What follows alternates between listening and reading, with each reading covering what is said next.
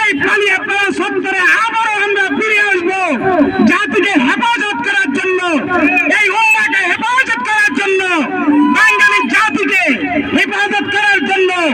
বীর কদমে আমাদের সাথে আপনারাও এগিয়ে চলুন, আপনারাও সামনে চলুন, আপনারাও আপনাদের শিরা উপশিরায় উজ্জীবিত হন, যেন আমরা আমাদের সেই সমতার অধিকার নিয়ে হাকিকিভাবে বাস্তবায়ন করে ৯৮% মুসলমানের অধিকারকে প্রতিষ্ঠিত করতে পারি।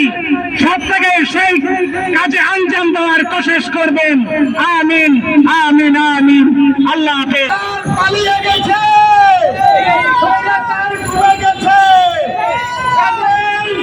কোনো অবস্থাতে হিন্দুদের ধোঁকাবাজি, প্রতারণা এগুলো চলবে না।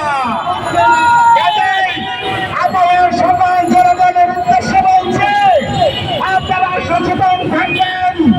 এই দেশের মানুষকে যাতে বন্ধ করা যাবে না, যাতে সাহায্য করা যাবে না, রাষ্ট্রীয় পোশাকার থেকে সংস্কৃতি করা যাবে না। এই সমস্ত হিন্দুত্ববাদী অপশক্তি থেকে স্বাধীন বাংলাদেশ, ৯৮% মুসলমানের বাংলাদেশ আমরা অবশ্যই অক্ষুণ্ণ রাখবো, অবশ্যই অক্ষুণ্ণ রাখবো।